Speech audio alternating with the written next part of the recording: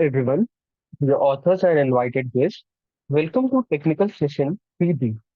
Myself, Ayush Garg, and this session would be moderated by me. On behalf of Global Knowledge Research Foundation, it is my great pleasure to welcome you all to 7th World Conference on Smart Trends in System Security and Sustainability, WS4, London, UK. The 7th edition of the conference is being organized in a hybrid mode. The physical event was held in London, UK on 21st August 2023, and the virtual event is being held through Zoom today and tomorrow, that is 23rd and 24th August 2023. I hope you will enjoy the knowledgeable and interactive session through today. In this session, we have six presentations. Each presenter will be given 12 minutes for the presentation and 3 minutes for question and answer. On 10th minute, I will raise a gentle reminder. There is another request to all the participants that you all stay connected with us till the closing remarks. If you have any query or update, then you can write it to me in chat box. Just before we start the session, I would like to introduce you all to the chair of this session.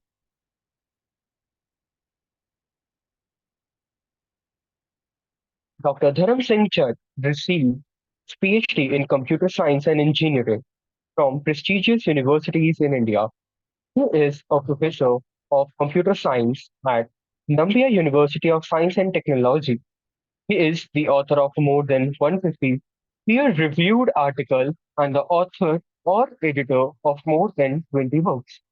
His interests span the area of multimedia communication, wireless technologies, while communication systems, through computing and software-defined network security, Internet of Things. Moving forward, Dr. Anubha Jain is working as an associate professor and director Department of Computer Science and IT, IIS, located in Jaipur, India. An academician for the last 22 years, he has actively contributed in increasing industry and R&D. Research interests include soft computing, computational studies, IoT, and software engineering. He is the author of nine and has published a number of papers at national as well as international level. I welcome both of you to this conference. Sir and ma'am, if you want to Thank you, introduce your Ayush. if you want to Thank you, introduce Ayush. yourself for 1 minute, you can do so. Namaskar, everybody. Namaskar, Dharam Singh sir. It's an honor to be a co-chair with you. Is Dharam Singh sir available online? Ma'am, he's not yet joined. Okay. So I welcome all the participants who are there in the conference and I wish them all the best. Today it's a great moment for India as a team of scientists have been able to launch uh, a satellite on south pole of moon. It was just 20 minutes ago, and we all are very proud to share this news with you. So I was actually busy watching that live about them on the moon's landing. So just joined 2 minutes late when Richa just reminded me. So I wish all the Indians congratulations and all the other participants from other countries all the best for their presentations. Maybe we can start, Richa, or we will be waiting for Dharam Singh, sir. We'll start, ma'am. Okay. Now, I would like to start with the paper Amado to present his paper on an IoT-based smart waste management system, Senegal 6. You may start your presentation.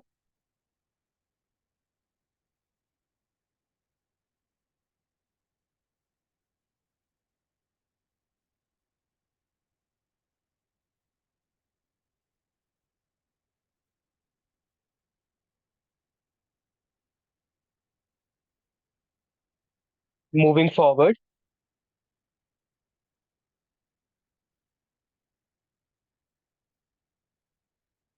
I would like to welcome Abdel to present his paper on big data based risk assessment model for dangerous good transportation a case study for Ligura region in Italy. You may please start your presentation. Hello everyone, you can hear me? Yes, Okay, let let me share with you my presentation.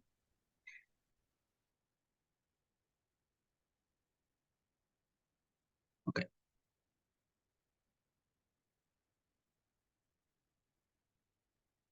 okay, it's working now. You can see my presentation, yes? You hear me? Yes, we can hear you yes, and see your presentation also. Please start. Okay, firstly, let me present myself. I'm Abdulatif Susi. I'm a doctoral researcher at the Laboratory of System Engineering of Polytechnic School, University of Genova in Italy. Today, I will present our research work on the safety of big data-based risk assessment model for the transportation of dangerous goods, a real case study for the Ligurian region in Italy.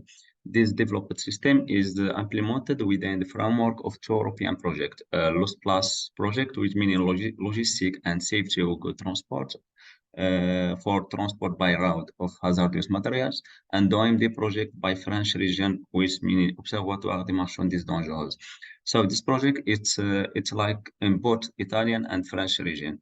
The main objective of this project or this study is to develop a web-based system based on ICT, information and communication technologies to monitor and detect vehicles transporting dangerous goods and generating real-time maps of the potential impact area in case of an accident. So this is a short description of this project. The last plus project is a European project, as I indicated before, under the Italian-French Maritime Interreg program, with the aim to monitor in real time the risk of search and transport of hazardous materials in different area, in marine area near the coast, as well as within port and backport region, thus improving territorial safety. The Lost Plus project is collaboratively executed by five key partners: the University of Genoa, Department d'Ivres, Municipality of Genoa, Province of Sassari, and Province of Livorno, and the last one is Bar Territorial Chamber of Commerce. So, as we indicated, the main objective of this research project is firstly the implementation of appropriate ICT system tools for the control of goods flows, enabling the activation of a continuous cross-border monitoring system and transmission of data and information to local stakeholders involved in asset management, both by land and sea transport. And secondly, defining based on an emergency forecasting and management system, a codification of accidents occurring at sea, near to the coast and in the port access zone, urban and suburban road to the logistic platform. And last one, and finally, to develop of a support system for ICT emergency management training. This is aimed to acquiring and transferring knowledge of new technologies to target subjects. Our approach for this study is based on five important steps. The first one is data collection phase, which include the data related to hazardous materials characteristics, which include a classification, the quantity, the packaging, the transport route and mode, the incident history, the environmental and population data, and also the emergency response protocols. The second one is data integration and management, which based on the create a central databases for collect data, ensure data integrity and security, integrate data from various sources into a unified format. And the third step is the ICT tool selection and implementation, includes the identification of the appropriate ICT tools and the installation and configuration of the ICT tools. The first one, the first step is decision support system development, which aimed to develop the key objective, develop the algorithm and the methods, and the integration with the ICT tools. And step number five and the last step is the is user training and adoption, which include the training program and user engagement. So in this presentation today, I will only present the three fourth steps of this project. So, these two figures, as you see now, present the Lost Plus WebGIS platform for a common system for security. The first figure shows the visualization of the WebGIS platform developed, and second one, this one, and the second one, which presents system function diagram, which is based on the ICT tools and also the data of IS and data maps of for the old Saudi area, which include the French and the Italian territory. So this is a description of the model that we are developed.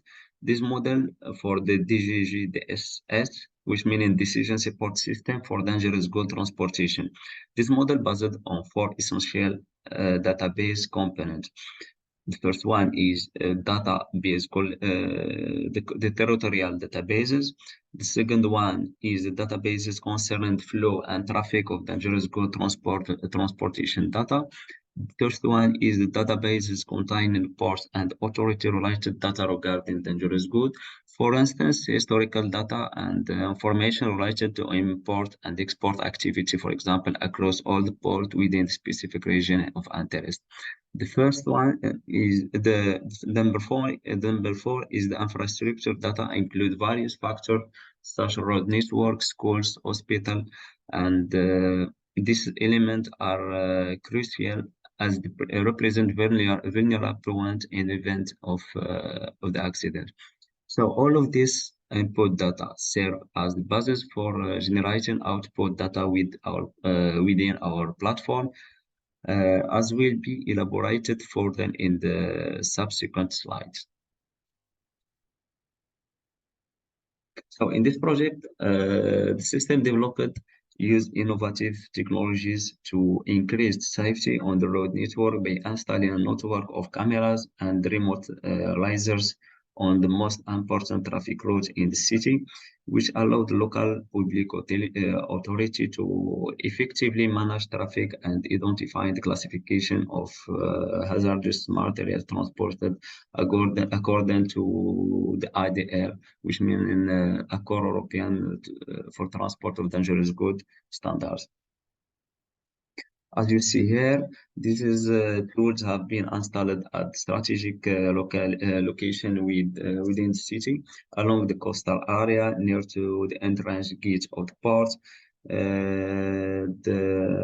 This intelligent system provide data on the hazardous materials being transported by trucks and that travel along the monitored route section, as illustrated in these two figures.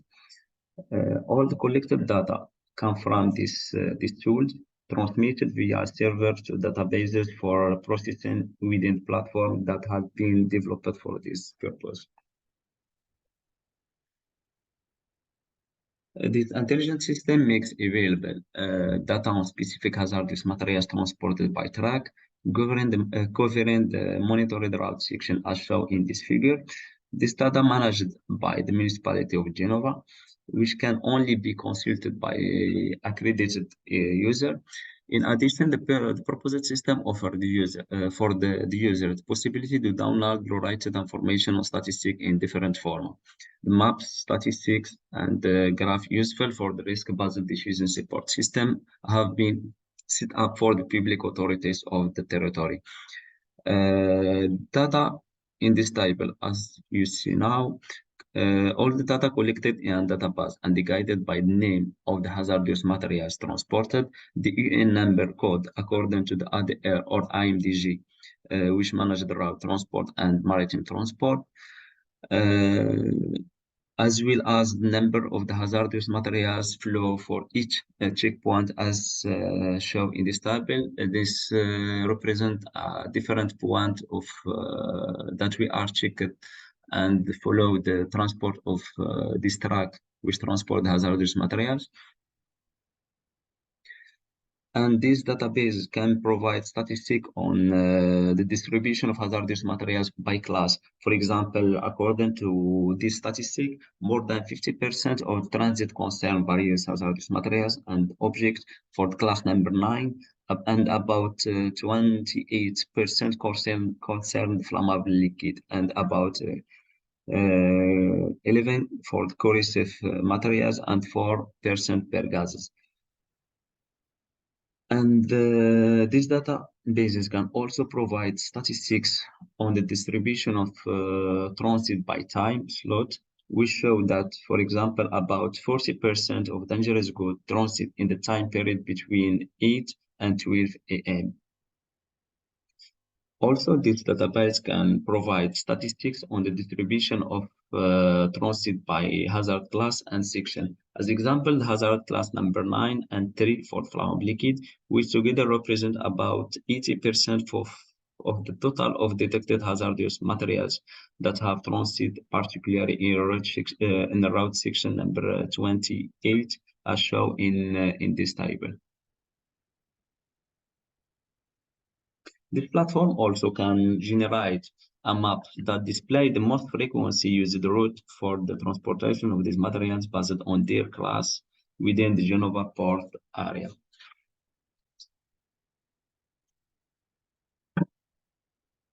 The platform can also provide statistics on the distribution of hazardous materials in entering or departing the port according to the hazard class, and also can provide statistics on the tonnage distribution of these hazardous materials entering or leaving the port by class. During the period, for example, under investigation about 7 months, more than 105 million tons of dangerous goods were transported by route in this study area. This proposed model is based on a fast expedient method, which we call it in Italy shortcut. This method implemented by the Environmental Protection Agency in Italy.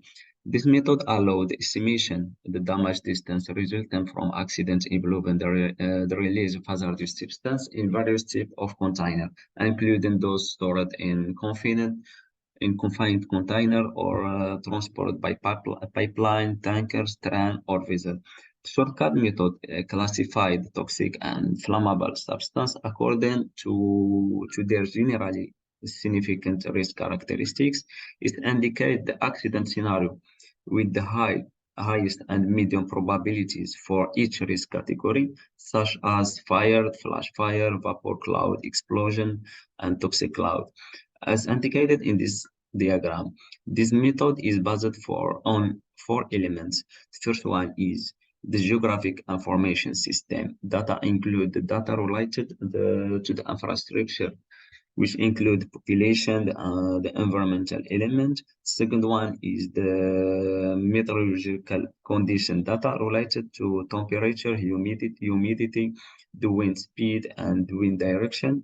And number 3 is dangerous good transportation data related to hazardous materials classes and their quantity, their physical and chemical properties. And last one, the data regarding the modality and type of transport.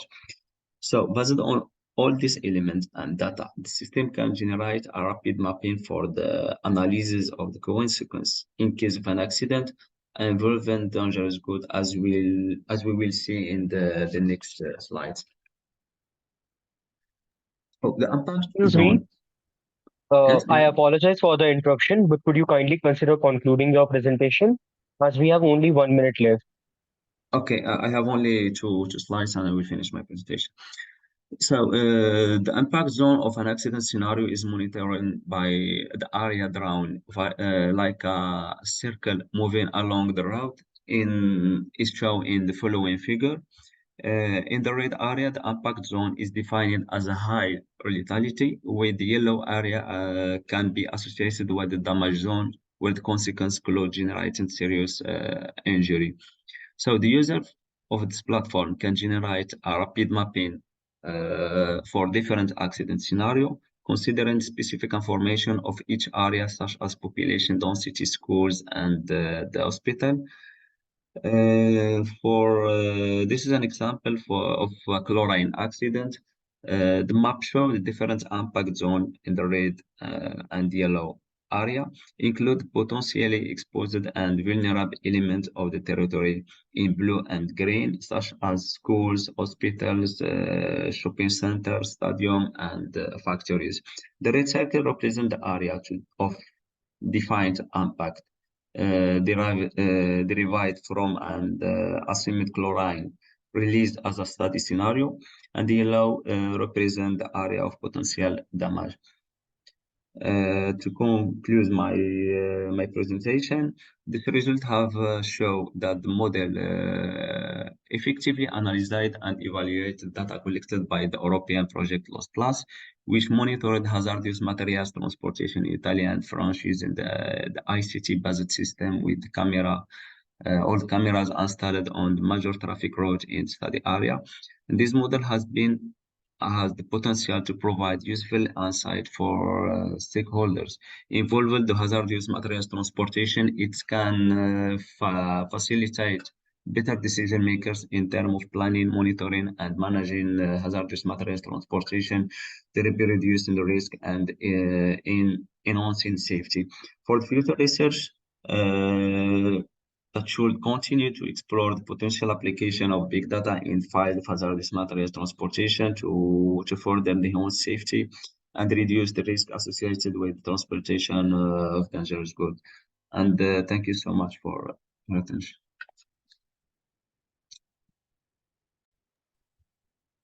And if Would you request have session any, chair to Yes. I would request Okay, session chair to begin the question answer session for the allotted next 3 minutes. yeah. Presentation was very good okay. and it's an interesting project. Yes, I have one question to you. Like, yes. what is the role of shortcut method in your consequence analysis? Are you So using it to find optimized path, or it is no, just for the contingency planning? no. For shortcut method, it's like a method to for the potential impact area. We are based on different characteristics and elements like the type of hazardous materials, the different road and section that we are want to for the study of the area, and also the depend quantity, depend the characteristic of the each product, and also is depend the condition of meteorological. So all these parameters after some calculation, some process, we can generate a maps for the impact area. Secondly, is this project mainly for, let's say, ports and all, or is it viable for on-road transportation also? In fact, the project is they have two elements. The first Because step as, is yeah, in your pictures, we could see on land, on-road yes, transportation also, right? yes, and the project is divided into section. The first one for the port area and transport by road, and the other section for the project is transport by maritime transport for maritime transport.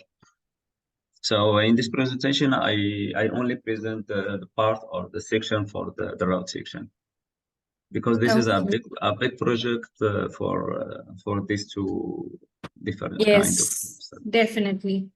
Yes. Okay, and while you are considering the land part of transportation of dangerous goods, are you considering the population which is residing nearby?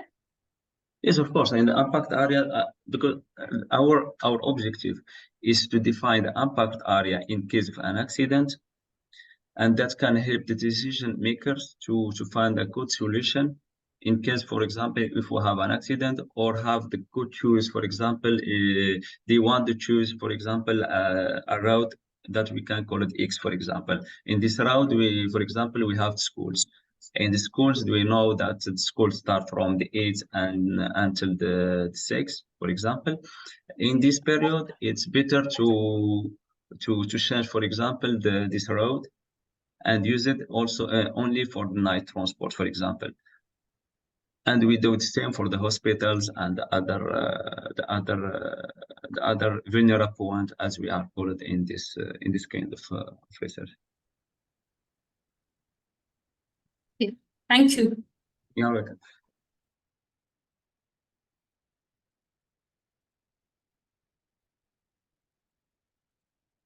Any other question? No, that's it. That's all from my side. All the best. Thank you so much. Forward, I would like to call Emido to present his paper on an IoT-based smart waste management system. Senegal said, you may please start your presentation. Dear, dear Professor, dear participant, honorable guests, hello and welcome to this presentation of a smart waste management system based on Internet of Things. Our STEM aims to improve waste management in Senegal using the innovative approach that combines Internet of Things and high and low speed network. It's designed to be smart and make collection faster, more efficient, and greener. Without further ado, we present the plan of this work. We first have an introduction, fluid, the relative work, the contribution, the STEM evaluation and validation, the conclusion, and the future work.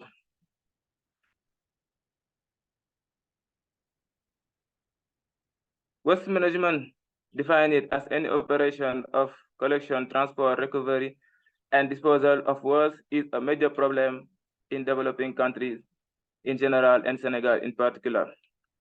Uncollected and poorly managed waste can cause health, and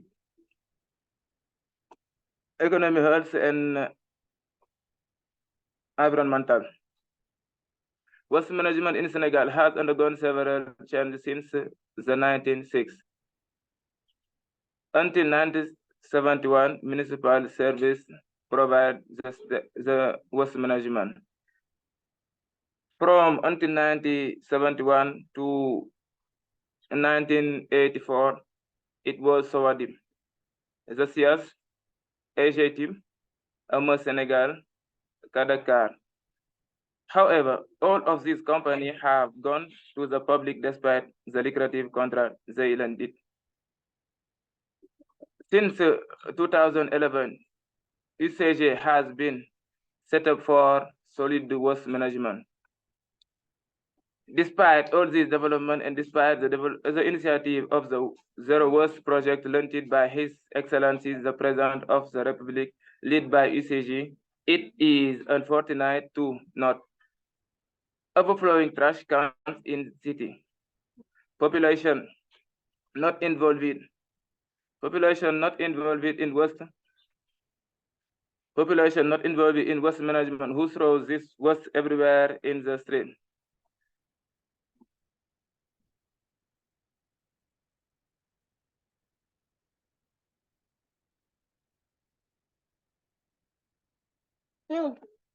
The instabilities that range in public space, but here, heaps of garbage, there was everywhere, which exposed the population to illness and premature death.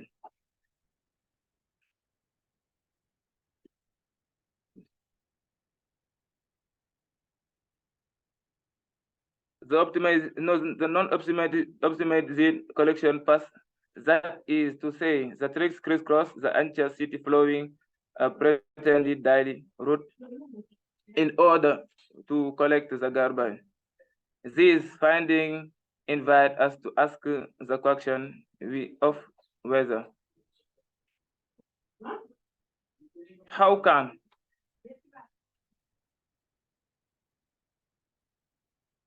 the use of the Internet of Things and high and low speed communication network help create smarter, more respectful city?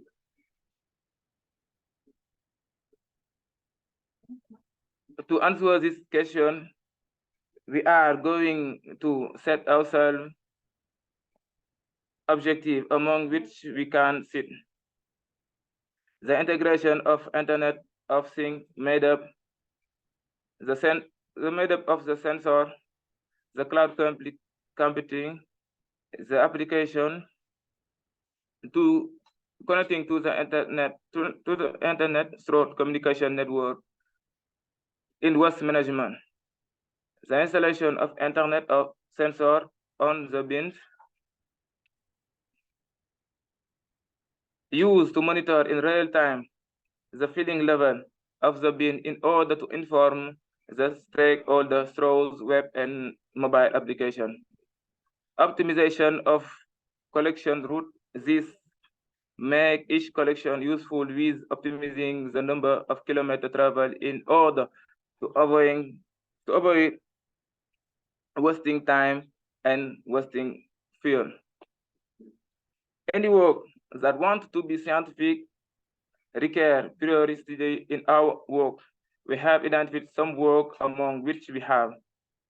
Others have proposed a solution that aims to optimize waste management by including citizens in the work. In this solution, the bins are monitored by sensor to inform the filling level, temperature, and humidity. A waste collector based on IoT and cloud storage for efficient solid waste management in smart city. With waste classification into dry waste and wet smart using a servo motor. Among the other, some have used it high-speed communication network or the low-speed network, which means that none of this current method discusses the use of two communication technologies that effectively manage waste in a city. Therefore, this work proposes a solution to deploy a bin monitoring smart using a hybrid communication network to inform the stakeholder. In this work, we have two types of trash, the house trash and the public space trash. We also have two communication technology, the wireless and the LoRa. The Wi-Fi is used to connect to PM because most homes in Senegal have Wi-Fi. It seems we to adopt this technology to minimize additional infrastructure costs. The LoRa network is used to connect PEP thanks to its long range and flow power consumption. The stakeholder is the collection company and the resident. The architecture we use here is a centralized network architecture. The data from this technology will be centralized at the gateway level. As with that, we have two types of bins equipped with sensor. This sensor collect different data such as file level, temperature, and humidity, and then transmit them to the gateway.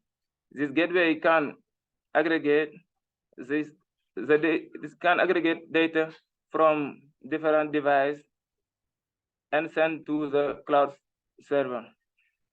The cloud server store and analyzes the data before sending to this application. The collection company visualizes all bins. If we have a large number must be collected, we inform the collection truck. The bins are in sleep mode until a user approaches. We trigger the lead to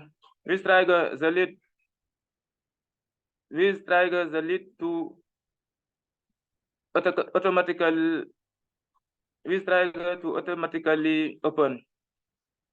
It's straight upon 30 seconds before closing.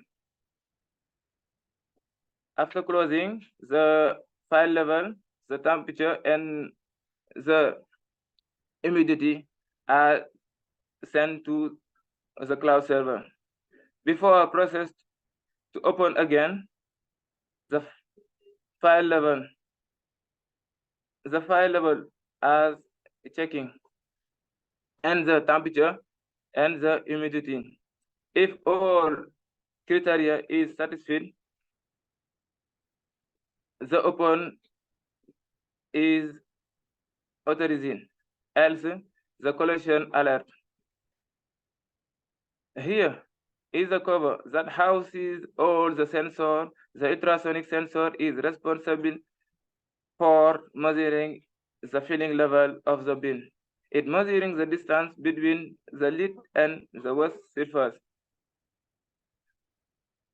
From the outside of this cover shows that the servo motor placed in the upper pair to ensure the opening thanks to this ultrasonic sensor, which will detect the presence of a user.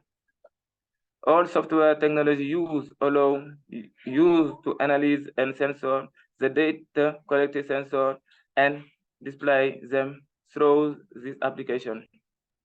In Excuse me. accordance with Sorry for the interruption, but would you kindly consider concluding your presentation as we have only 1 minute remaining? in accordance with the initial objective.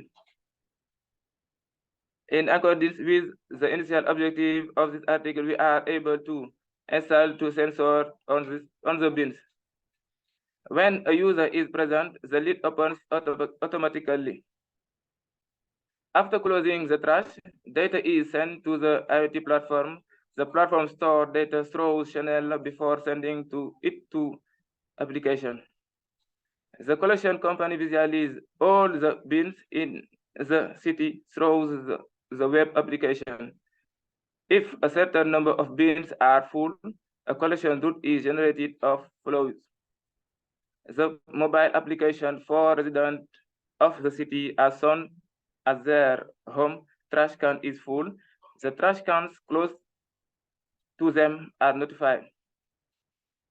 They will also be informed of the collection days and route through this application.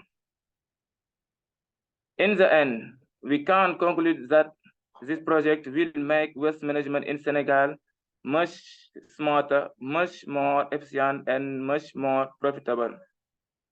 However, the STEM we have created is not an end. He can involve no many improvement, not limited to economic and scientific aspect, but also to the humanitarian aspect by facilitating the work of clean agent in addition to enhance the value of this honorable work in society. Thanks for your attention.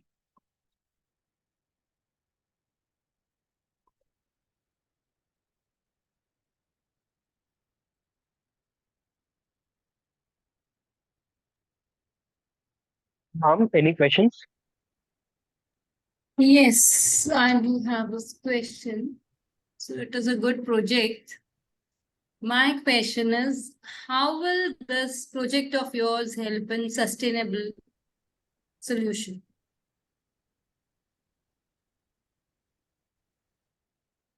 Am I audible to you, Amadou? Oui, yes. Yes. Tell me, is it a sustainable solution or not? Repeat your question. Yes. Yeah. Your question, please. I'm asking whether your solution is a sustainable solution.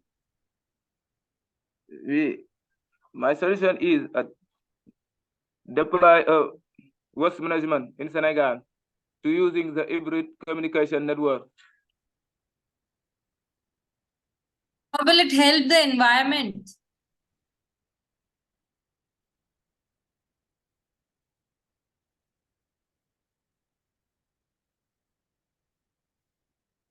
Yeah, yes or no? Will it help?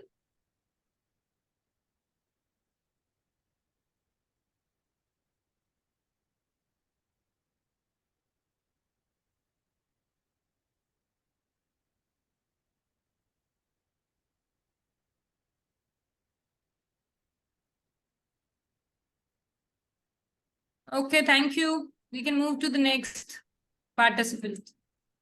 Before moving forward, I would like to welcome our session chair, Mr. Dharam Singh Jhat. Sir, I welcome you to this technical session. PB. Thank you. Thank you. My apologies for the late. I was joining another session. नमस्कार sir. हाँ, नमस्कार. नमस्कार. How are you? कैसे हैं sir आप? अच्छे हैं. Fine. Because I think the link I received the wrong one. I was in another session A, I suppose.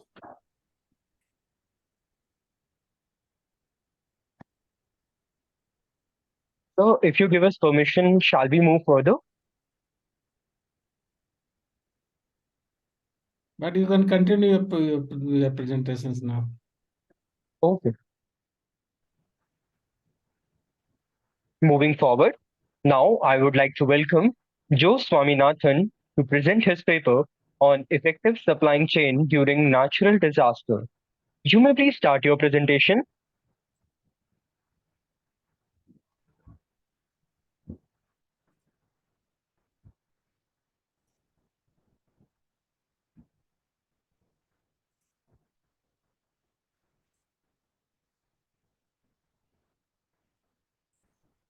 Good afternoon to all. I hope my presentation is visible. Yes. So this is an effective supply chain during natural disasters. And my co-authors are from Colombia, USA, and another one is from India. Normally, we see there is a failure in smooth supply chain during natural disasters, like the pandemic which we saw recently because of lockdown, and it leads to major disruption in supply chain. So in this paper, we have just analyzed and reviewed the models existing and then proposed something new so that we can have a sustainable supply chain during natural disasters. This is what we saw during the pandemic, like the farmers dumping the vegetables because it was not possible to transport, and then we had a lot of disruptions. And it was really heartbreaking for us to see that the farmers were mainly affected and also the people were affected. So there was a demand and consumption imbalance in the Indian consumer segment from the time we started lockdown, that was on the 23rd March 2020, as most of its population were pushed indoors, and only there was a small segment of population of essential workers uh, helped in supply chain and taking these vegetables and other farm produce to the customers. And there was job loss, and there was a decline in income level of people. So to study all this and to write a review paper on this, we selected 297 papers on resilience, humanitarian aid supply chain, viability, and then supply chain disruption, disaster management, sudden disruptions, and COVID-19 impact, and agricultural supply chain and score model. And out of this, for a deeper study, 71 papers were considered because we had to filter out papers based on different concepts and then methodologies. And then after that, 71 papers were considered. And this represented the models used to analyze disruptions during natural calamities, that is floods or virus spread, whether it is an endemic or a pandemic, and then terrorist attack, etc. And there are strategies that can be adopted by supply chain to mitigate the effects and to maintain their core objective, and adopting a flexible approach by realigning their objective.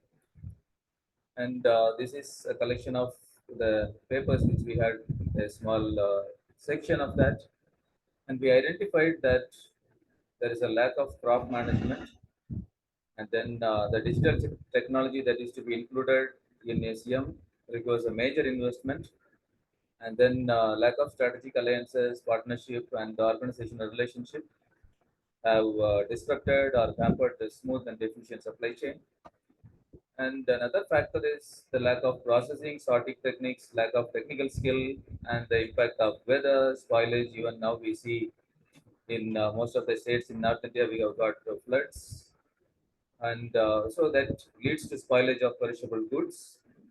And then mishandling or lack of storage facilities, fragmented supply chain model, asymmetry in demand knowledge, and then inefficient distribution and delay in payments are the factors that disturb the supply chain. And lack of transportation infrastructure is also a vital factor. And then so we proposed a model that integrates digital technologies such as artificial intelligence or IoT into the supply chain using that score model. And this is cost dependability, asset management, efficiency, agility, and responsiveness can be improved using this methodology. And with the macro level approach, this can be deployed at each point of supply chain. That will help us to effectively receive the goods at each level, and each step is crucial because even one step there is a disruption, the whole supply chain will be affected. So this model focuses on interaction of consumables, components, software, and equipment, as well as all goods and services and market interactions. And we started with the farmer and the warehouse, and then the processing center and the service provider, and the extension agents, and then the logistics. And so this overcomes the major flaws of traditional supply chain by integrating comprehensive business model with rigorous and analytical improvement skill, allowing various firms to dynamically discover inconsistencies and supply chain for efficient fine tuning. And then we said we have to schedule the crop production activities and issue the material, produce and test it, release the crops to deliver, and then stage crop, and then package it, and then the waste disposal. So this IoT model which we proposed links numerous data points to accomplish desired outcomes. AI in the supply chain helps to promote safer working condition and providing powerful optimization capabilities, higher productivity, higher quality, lower cost, and high performance. And effective usage of AI and IoT add value to the supply chain. And this model which we have proposed is like the after process inquiry, receive and enter validate crops, reserve inventory, consolidate crop order, receive crop from source, and then select carriers, and route shipment, and bill loads, pick crop, and pack crop, and the load it, and ship crop, and invoice, receive and verify the crop from customer. And then this model eliminates an operational bottleneck during natural disasters, like what we saw during the pandemic. And this will cause this will eliminate the delay in the product delivery.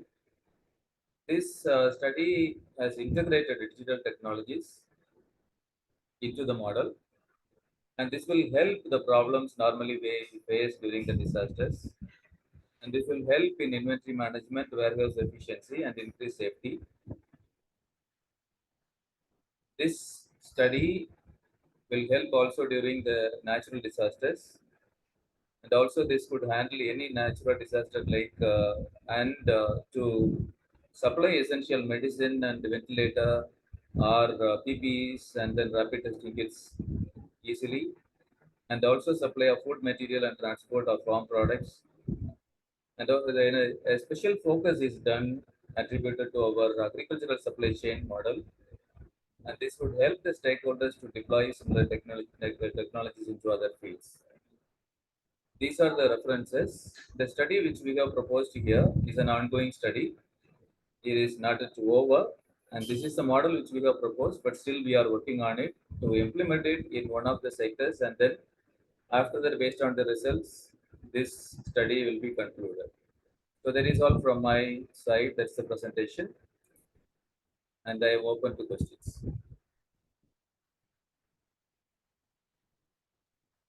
Is there any questions from the audience side? Sir can ask first. Hello?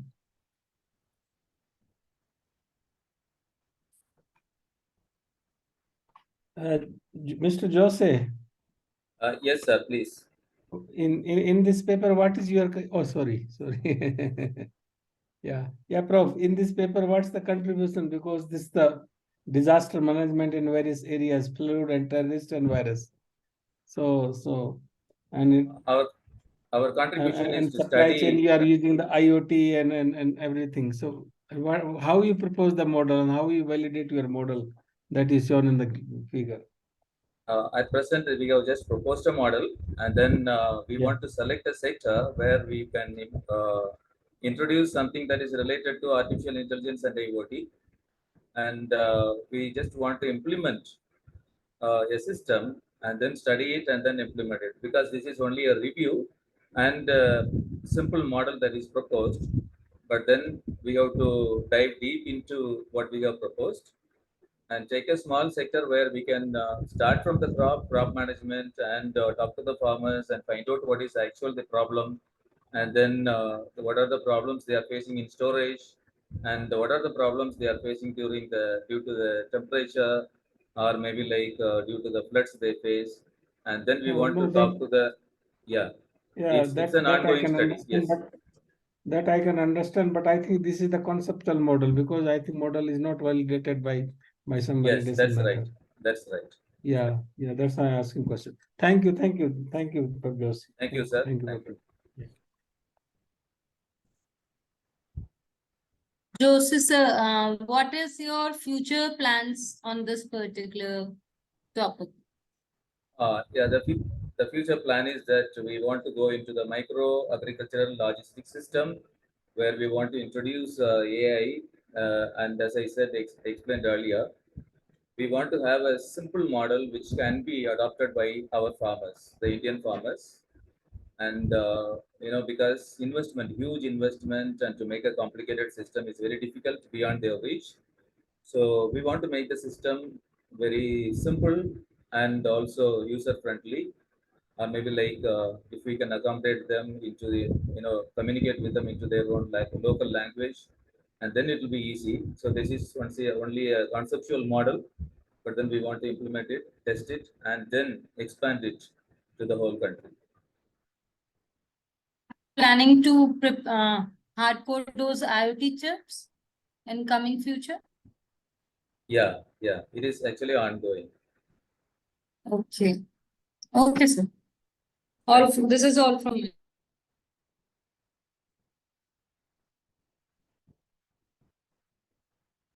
Moving forward, now I would like to call Sven Won to present his paper on ESG self-reporting by companies for self-service use by the financial community, the Eco4 Fin prototype.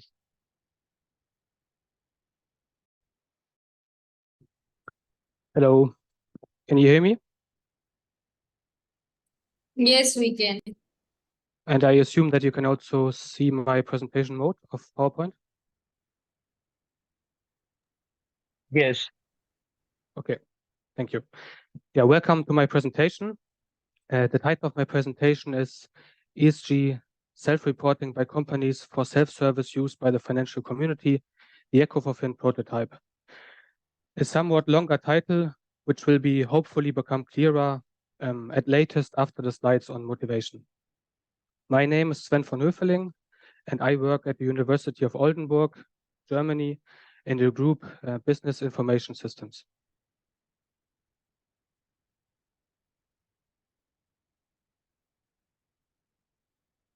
The content and the results of this presentation have been developed in the framework of the Eco4Fin project.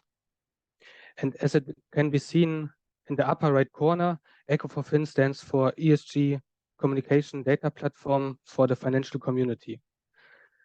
The project is a research cooperation between the University of Oldenburg and Volkswagen. And it is important to mention that the content I present does not necessarily reflect the opinion of Volkswagen, as it is mentioned on the disclaimer on the left.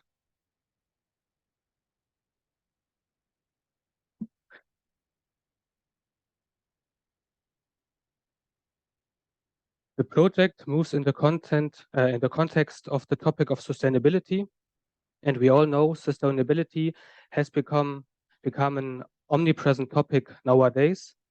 It not only affects science, but also plays a major role in society and politics. I think I don't need to say much more about it. A few impressions can be seen on the slides. For example, the Paris Agreement, the 2-degree target, and the SDGs, but also things like the Fridays for Future protests. And social and political issues have an influence on the capital market. So this is why the topics I presented on the last slides also have an impact on the capital market. And they are becoming increasingly important in the last years and probably or assumably in the next years. The figure on the right shows the investments in managed assets that take ESG into account in trillions.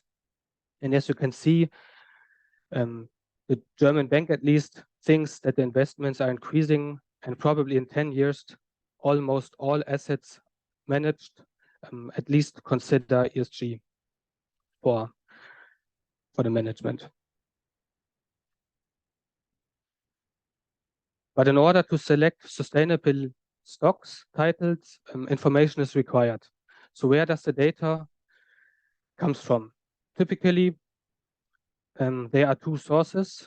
One is the self-disclosed sustainability information of a company, which is typically done by sustainability reports. And the other source are third-party providers that are shown on the right bottom, for example, MSCI, that provide information about companies. However, companies are not always happy about the role of the third-party providers, because in the end, the third-party providers also prepare and share the information of the companies, but to some extent, they can change or control the information flow going from the company to the investors. And this is what the eye of the needle should symbolize on the right. So the communication flow is somehow disturbed by the third-party providers, at least from the point of view of a company. What are the challenges about using the sustainability data for the capital market? Typically, there is a lack of quality of the sustainability data. They are not always consistent. When we were looking at the sustainability reports of many companies, for example, we sometimes found different numbers for the same key figure. And then in many cases, metadata was also missing, so it was harder to understand the data. And for example, sometimes a key value can mean different things for two companies, although it looks the same on the first view. And also it is cumbersome to find historical data.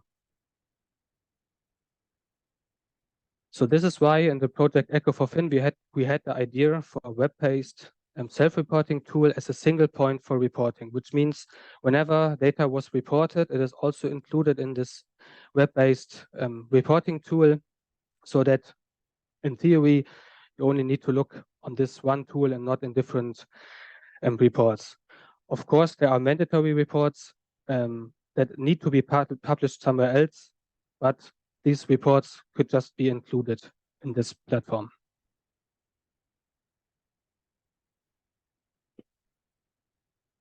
There's a lot of preliminary work on relevant topics. On the left, for example, there are some papers about sustainability communication, and also sometimes targeted to a special stakeholder group, what we also planned in Echo for Fin. And as you can see in the research, thoughts are research is already more than 20 years old about these topics. And in particular, my chef, Professor Max Gomez, has been studying similar topics for a long time, around about 20 years. However, even though there are some software solutions and some ideas, not many companies use those kind of IAM tools. As you can see by the papers on the right bottom, Probably the main reason is that sustainability reporting is only in the beginning of being mandated. So only in the last couple of years it is started that you have to report sustainability data.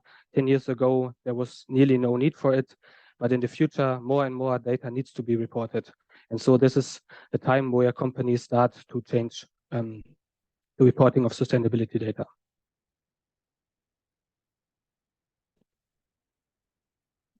Let's move to our methodology.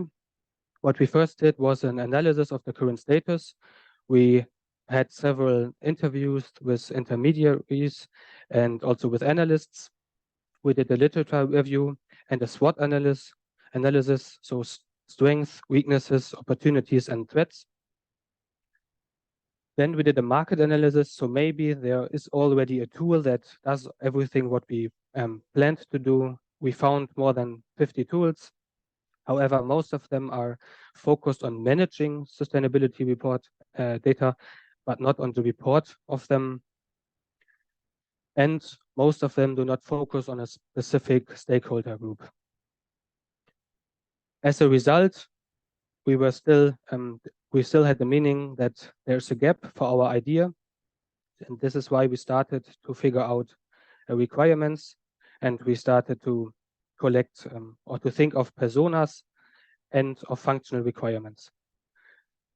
On the right side, you can see some of the requirements. For example, in our opinion, it should be easy to find data. So with a search, for example, and it should be possible to export data because sometimes analysts need to include the data into their systems. And so it would be good to have an API or an export in Excel or some other format. Afterwards, after having the requirements, we started to develop our idea. This is the architecture. Basically, it's a 3-layer architecture. Database using PostgreSQL, backend using Python at the bottom and the middle, and the front end is using Angular. In addition to it, we use a web server for the domain resolution, for the certificates, and also as a load balancer. Volkswagen is very careful with their data, so this is why we were not allowed to use data directly from databases of Volkswagen, and we had to use publicly available data. So we collected all the data from the last 10 sustainability reports, structured them, and put them into our database. Then we started with the prototype. In the following, you can see some screenshots. It is a bit small.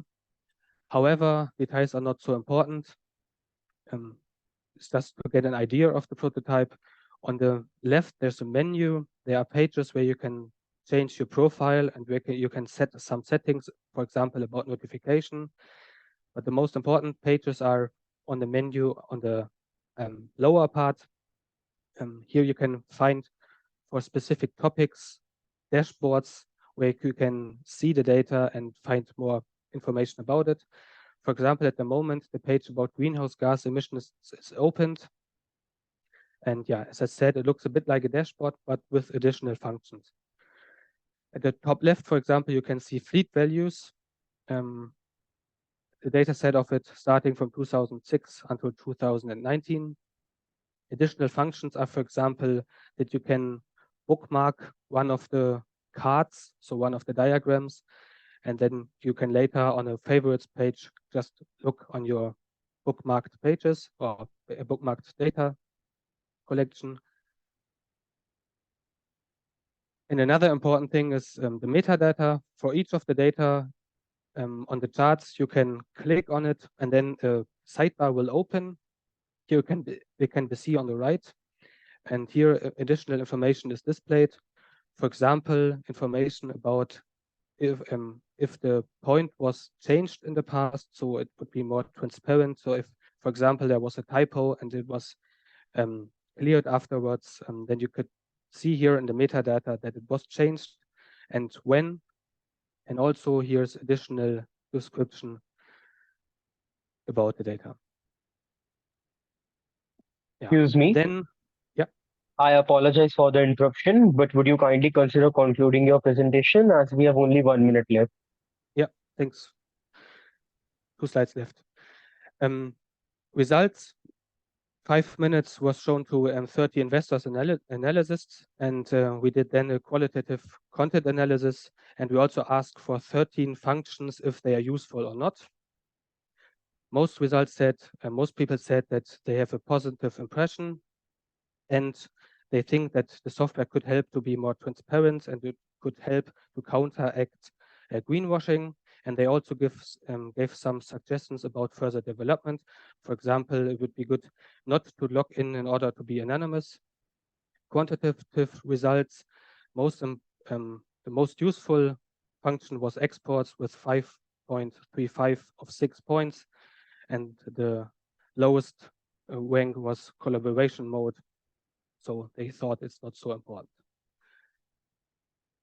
Yeah, I was showing you a concept for a web-based reporting tool. The aim is to have a single point for reporting all the sustainability data. And the outlook is Volkswagen is considering to develop their own solution, so based on this prototype, but chances are not very clear. And within the project, we are working on further features, like, for example, adding mandatory reports.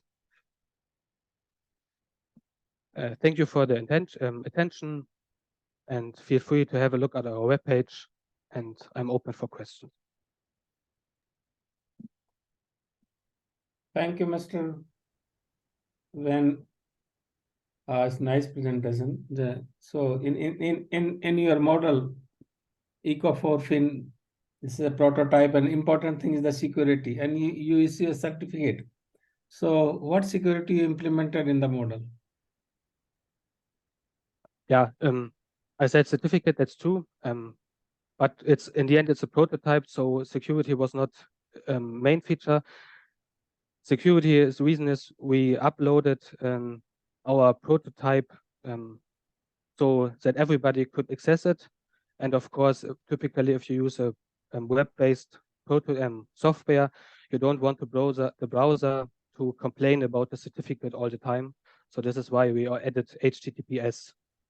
Yeah, that's basically it. Okay, thank you. Hello, Sven Wiegets. Hello. Okay, Wie geht's? tell me. Gut geht's, danke. Tell me one thing. How will it help in enhancing the customer experience? Will ESG self-reporting also help in enhancement of customer experience? Yeah, we were doing a lot of interviews, and the analysts said that typically they open sustainability reports and then they use Control+F in order to find information. And so this is the typical workflow they do. And in my opinion, it's much easier to have a web-based tool where you can use the search and then you get all the information and not using PDF and then a search within a PDF. So this Can you name our any idea. web tool which is more sustainable? Sorry? Can you please name repeat? any web tool which is a sustainable web tool? Yeah, for example, Volkswagen started, if you go on their webpage, they already show some of the sustainability information directly on their website. And there's also ID Report, which is a software from Germany. It's also, if you're a small, but it's only for small companies. But in that, if you put all your sustainability information in that tool, then it also offers you a function to create a small web page showing all this information to customers. So there are some, but we think that we are more advanced than most of them. At least our prototype is, but of course it's not a fully working Okay, software. thank you. Danke. Gerne.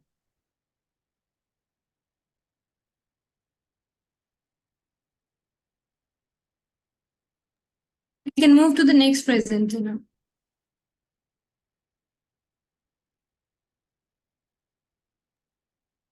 Moving forward, now I would like to call Osama to present his paper on towards more sustainable transportation, green vehicle metrics for 2023 and 2024 model years.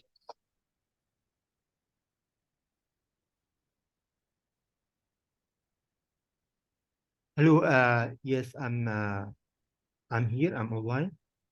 I'm not sure if you are seeing the presentation. Should I start? Or Yes, you do I can need start it. We are not seeing your presentation. Can you please present your presentation?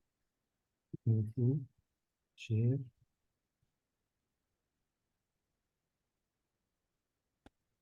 Yeah, okay.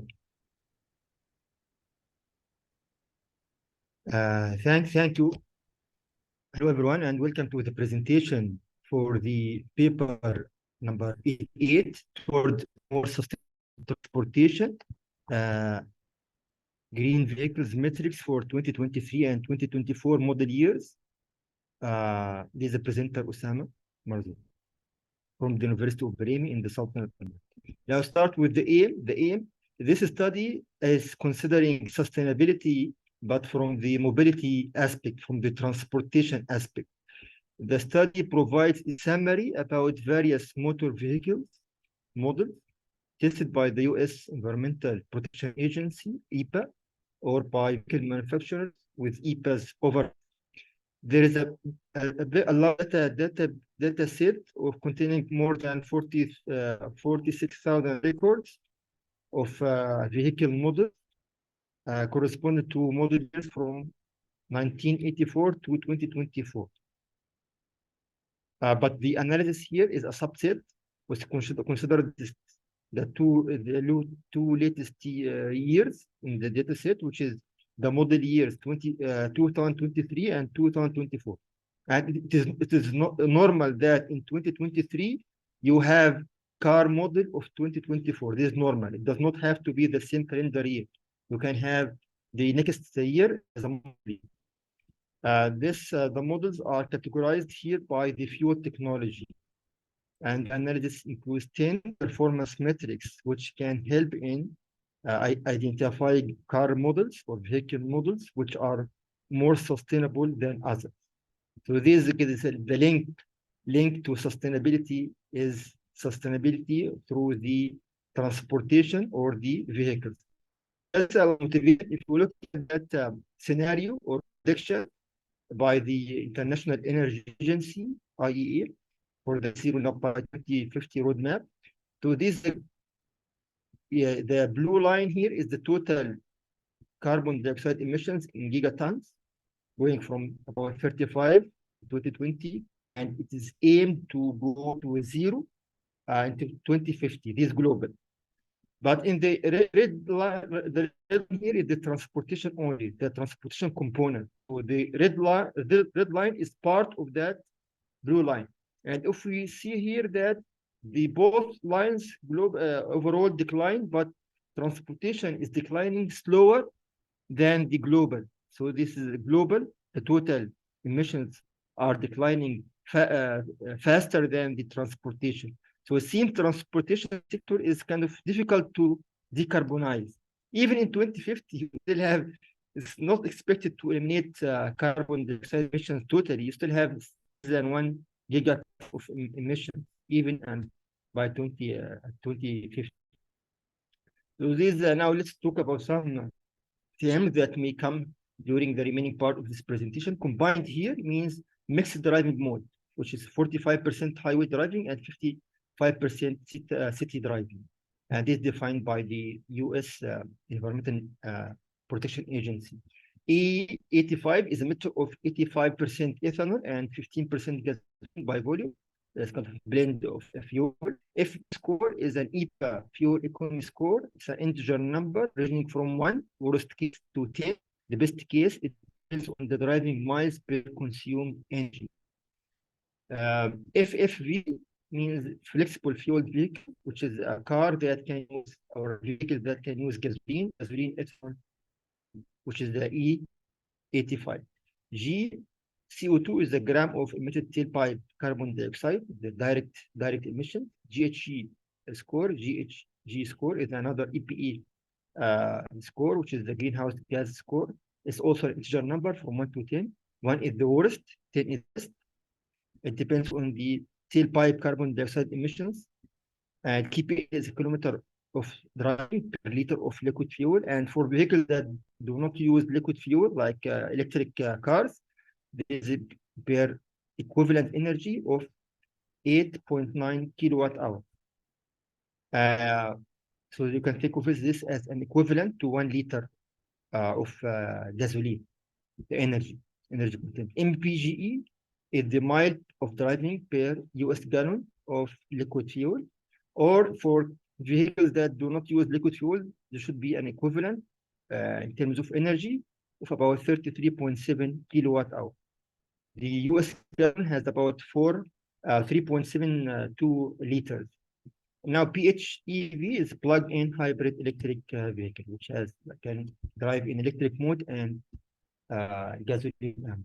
Now, the results here by the fuel technology, that if you break down the dataset has 1,357 models, car models, and the majority of them, about 3/4, are traditional gasoline only vehicles. And unplugged hybrid is 14%, the battery electric vehicles 88%, and the diesel vehicles 1.6%, the plug-in hybrid electric vehicle 1.5%, and the fuel flexible 1.2%. Now, if you look at down here, the two metrics, the first two metrics, which is the gram of carbon dioxide per kilometer and the gram of carbon dioxide per mile. Now, if you look here, the gasoline only, the average 260 grams emitted per kilometer of driving, which is equivalent to 419 grams of carbon dioxide. Interestingly, battery electric vehicles has zero. It has zero emissions, which is very clean. And diesel is slightly higher emission than gasoline. Plug-in is much lower. This in the gasoline mode, when it's surviving using the gasoline as an energy source. And the fuel flexible vehicles, if it's using the gasoline, the emissions is shown here. Now, if you go to that, the plug-in hybrid has two modes. In the gasoline mode, this is the data, but if it's in the electric mode, it has zero emission. It has zero emissions. The flexible fuel vehicles in the ethanol blend mode, it has this is the data, 285 grams of carbon dioxide per kilometer, which is slightly higher than the gasoline. Now, the third and fourth metric is the greenhouse gas score and the fuel economy score. Remember, this is the maximum is 10, minimum is 1. The higher is the better. Now, the average is about 5 for both 5. Characteristic battery electric vehicles has 10, the maximum for the emissions, the greenhouse gas score, because it does not have any direct carbon dioxide emission. Also, the fuel economy is high, close to 10. Now, the plug-in hybrid in the electric mode also has 10, the highest, and also high fuel economy score. Now, if you look at the fuel flexible compared to the gasoline and the ethylene, it does not seem to be a big difference for the greenhouse gas emission, like 3.6 if gasoline and 3.9 if ethanol blend. So it does not seem that using ethanol has a big impact on the environment, whereas the fuel economy is actually going down. So this kind of a remark about switching from gasoline or petrol to ethanol. Now, this remaining 6 metrics is the kilometer per liter and the mile per gallon. In the 3 modes, here these modes are the city driving and the highway driving and the combined driving. I don't know, I don't plan to go over this number, but if you look at the overall average, it's 11.7 kilometer per liter for the city and 30.8 for the highway, and the combined is 12.4 kilometer per liter for the combined mode. And this is equivalent for the gallon per mile per gallon. And the electric batteries, they have high values, very high, the best value is the electric vehicle. So they are very efficient, very economic in terms of the use of energy. Now the conclusions here. Recent data by the US government, about 1,157 tested motor vehicle models were processed. Conventional gasoline or petrol only powered vehicles dominate new released models. Gasoline and petrol the same fuel, just depend on where you are in the world. You may call it petrol, you may call it gasoline, perhaps some other regions call it benzene. Electric vehicles are the most effective way to eliminate direct carbon dioxide emissions due to transportation. And using ethanol instead of gasoline, instead of petrol, it does not seem to be a very powerful way in terms of reducing driving carbon dioxide. And that's, thank you. Thank you, Mr. Oma. It's good study for the emission study. So what is your conclusion is, what is your recommendations for this study? The recommendation is to focus on the battery electric vehicle. Totally battery electric or all electric. This is in terms of the emissions and in terms of the fuel economy, this is the best. This is clear from here. That big difference, big difference. If you look at the petrol, the conventional cars and the electric cars, almost like twice the performance in terms of both the less emissions and also the fuel economy. For the same amount of energy, it can drive like 2 times the distance. So there's a big incentive here. If you try to use other way, like convert instead of gasoline, you try to use ethanol, for example. Yes, there is maybe some you may have some change, but not big. Or if you use like a diesel car, so it does not seem to be very effective. But the effective way is to replace the conventional vehicles to electric, pure electric. This kind of seem to be the faster way to reduce the emission and also to improve the economy. Is there any contribution related to the IT? Not much. And this is a good question, but this study is not focusing on the IT part, but on the kind of mobility. So it's related to sustainability, but in terms of transportation, not in terms of the information technology. Okay, thank you, Mr. Omar. No questions from my side. Thank you. Moving forward, now I would like to call our last presenter again, Jose Swaminathan, to present his paper on urban slum as a hotspot for pandemic in India. You may please start your presentation. Hope my presentation is clear. Hope my presentation is visible to all of you. Yes, sir. Yeah. Okay, yeah, we can good. see and we can hear you also. Thank you. As I presented in my last paper, normally as a team, we take up the problems that are faced by the society and we try to bring in a solution. And during this pandemic, as a team, we went into the urban slums of Mumbai, Delhi, and Chennai. And then we did an exploratory study to find out how these slums has become a hotspot during pandemic and what solution could be offered to handle such cases in case if we face something that is similar to the earlier what we have seen or even in the case of an endemic. So this is an exploratory research that helps to analyze the effect of pandemic, the lives of those living in poor dwellings, to investigate their rapid developmental pattern and amongst the major informal settlement in India. And as I said, this we did in Mumbai, Delhi, and Chennai. These dwellings are often overcrowded, that we know, and it makes social distancing and self quarantine very difficult. And because of that, this virus spreads usually through human contacts, and this was a big burden. And this could be narrowed down to actually this potential burden of COVID-19 in slums could be narrowed down to epidemiological, transmission, and health sector vulnerabilities. And the people who were at risk were the people who are having chronic illness, hypertension, cardiovascular diseases, and substandard sanitation and unventilated confined spaces. This gave us a wider perspective of the pattern of spread and also biology and microbial aspects of COVID spread, and to have a complete analysis of the pattern of spread in various slums. So this is how normally the slums look like, and sometimes even it is more crowded than this.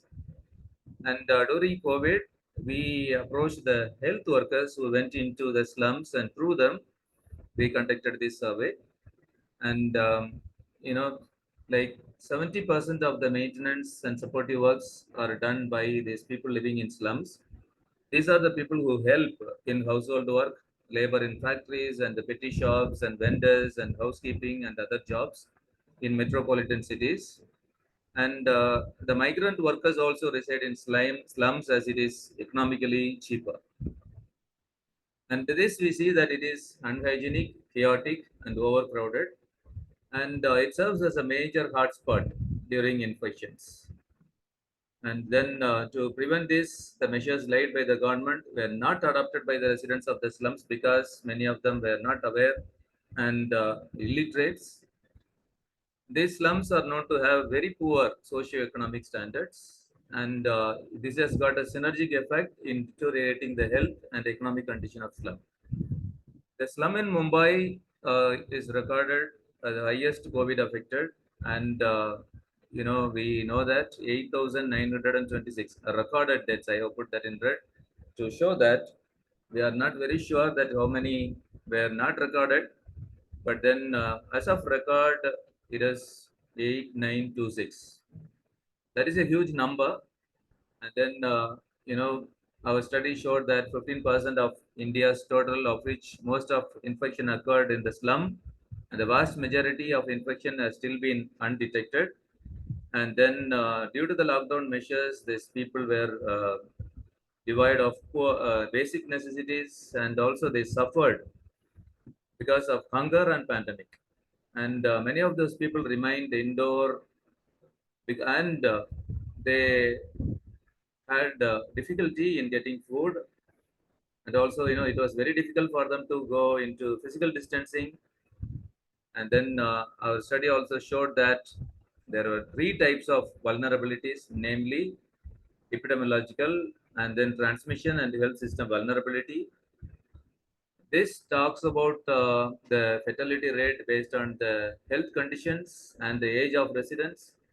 Even though the average age of the residents in the slums were young, but they represent a significant overall vulnerable cases. And the transmission was due to the infrastructure, density, and morbidity of slum dwellers. And these many people are illiterates, and they fail to understand the consequences of the spreading of virus. And also, some of them they believed that government was not telling them the truth about the pandemic situation. Hunger was also a major reason in the streets because of the lockdown measures. And we conducted a survey in Darwi and also in Chennai and Delhi. And then this helped us to draw a conclusion, and this would help the policymakers in future to arrive at a solution to reach out to the urban slum dwellers. This is a location we concentrated initially to start with in Mumbai, and then we had 16 questions. These questions were circulated among the residents using the health workers. And then because we were not allowed to travel, as we are aware, and then we used the health workers to take these questions and to fill it up for those people who are in slums. The constraints presented by social distancing and lockdowns on the ability to conduct the research was significant, and so we used online questionnaire, and that was the only possible way to do. And initially, we didn't get much response. So then we had our questions into the local language, that is in Hindi and Marathi. And we had good reach. And then we saw that, like, some of these people who were, like, many of them were not aware, like 21.6% of those population was barely informed about COVID. And 24.3 was partially informed. Similarly, like the sources of information was, newspaper was only 18.9, and then the people we say that see that um, they were not wearing even mask during this time, and the residents per household, less than five is on 62%, but then more than five is 37.8%. Just in one or two rooms, five people or six people were residing, and number of rooms normally in the slums you see, including the kitchen or the bedroom, it is only one or two rooms, and attached cooking facility was not available in 27% of the homes, and attached toilet facility was not available in 43.2% of the homes. And also, like, how many people use that toilet? Like, more than 10 people use one toilet, that was around 16.2%, and up to five people using one toilet, that is in 18.9%, and almost like 24.3% people did not have even water facilities in their house. And then occupational status was 27% was unemployed, and 24.3% was daily wage job. And then the income, see, if you see that it is only between 30,000 to 2,000 rupees per month. So if I have to convert that, it is roughly 50 euros, or maybe like 50 pounds per month, or 10 pounds per month to 20 pounds per month. That is too low for them, and possibility of maintaining a social distancing is very low in some of these cases because of their living conditions. And 54.1% of the population in these slums, they said they did not have the facilities to get the coronavirus test done because of their vicinity. And then the hospital was also like very far for almost like 45 percent of the people. And due to the travel constraints, that many people they had difficulties. And then only very few camps, COVID testing camps, were conducted in these areas. So we found out that the number of residents is like, it was overcrowded, and poor sanitation, and then the population had very little toilet facilities or water facilities. And then we also found out that like cooking facilities was not available in all the houses. So 27% of the people were relying on community kitchens, and all these put together, that indicates that the infrastructure of the slum households is a major threat. And then sorry, it is not threat, it is threat, and that leads to the uh, the problems, and this is to be looked into. This one is a study which gives us the real picture that is prevalent in all these slums, and this will help for the future research and also for the policy holders to look into the details of this, and to help those people to have good infrastructure and also bathroom facilities and better drinking water facilities, so that in any eventuality in future we can handle it in a better way. Thank you. Thank you, Mr. Joseph Swaminathan, for your presentations. How many sample size initially you considered in different cities? We consider a minimum of 100 samples per slum, because some of the samples, some of the questionnaires we took were not complete. So finally, we arrived around 250 samples across 3 slums. So how many feedback you received out of 250? See, like 250 we took for analysis. You mean Okay. the feedback from them? So No, the we got important 250 completed questionnaires. important thing in your study, you did your study in the Chennai, Delhi, and And what is the other is Chennai, Delhi, In and Mumbai. In Mumbai, yeah. So do you have Correct. ethical approval from the respective authority? Yes, sir. Like we have got an ethical committee that is in our university. So it was presented to them and it was approved by them. No, ethical committee in your university. I'm talking for the respective authority, not in the university. Yeah, Because that is why sometimes I know that. That is why like it was done through the health workers with their approval. sometimes the publisher may ask the ethical approval, then you need to take care of those things. Yeah, Thank you. yes, sir. Thank you. Right. Thank you, sir. So, what were the challenges that you faced while doing this study? It was not possible for us to personally go there and then meet the people there to get this data which we wanted.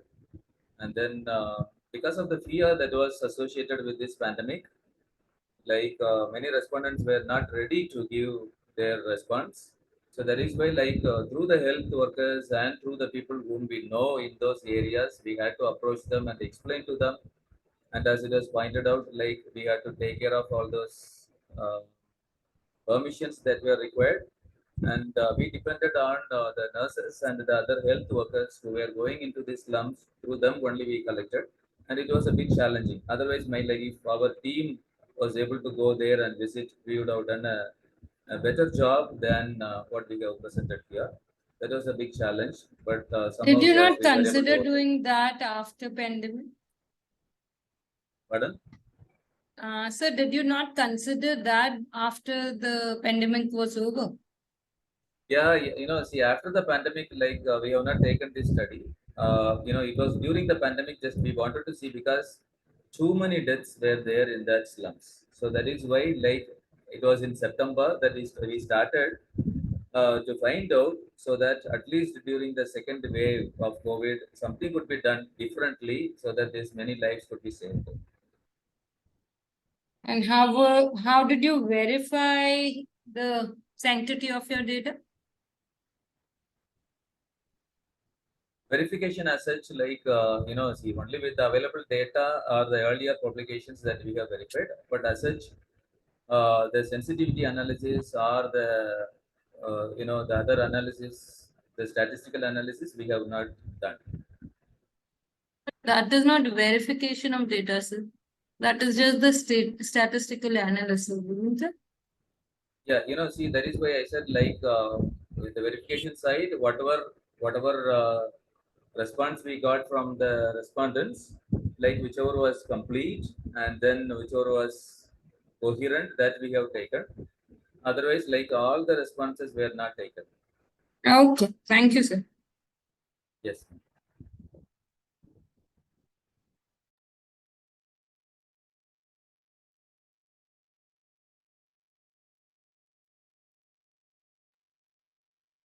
I think this one is the last presentation. Yes, sir.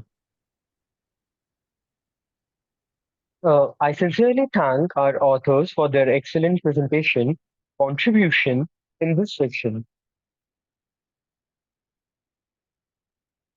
Uh, and all our participants for being a part of this international conference. I hope this session was informative enough.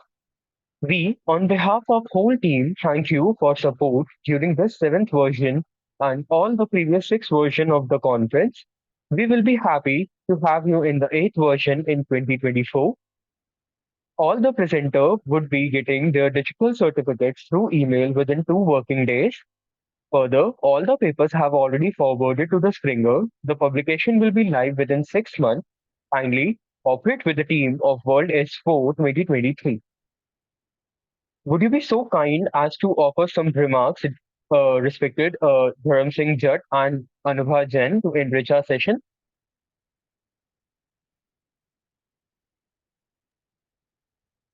Thank you, Mr. Ayush.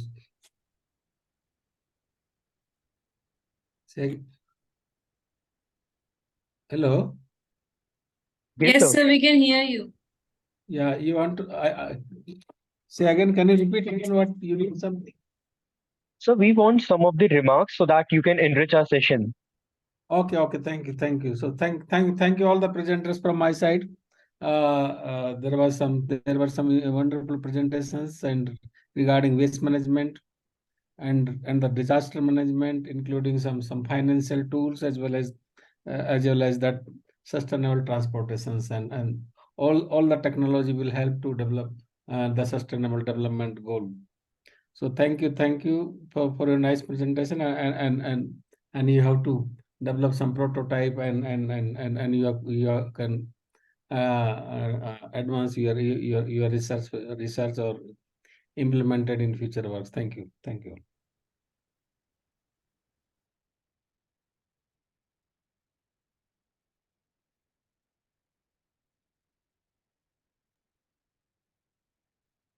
All the Hello. presenters presented very well. Hello, everybody. Yeah. So all the presenters presented very well, and they are doing wonderful research. I wish them all the best in the future to continue this research and bring good output.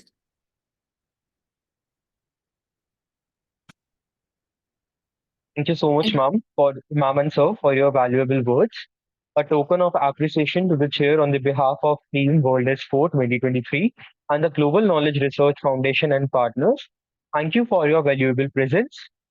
Dear all, I kindly request you all to switch on your cameras for a quick snapshot.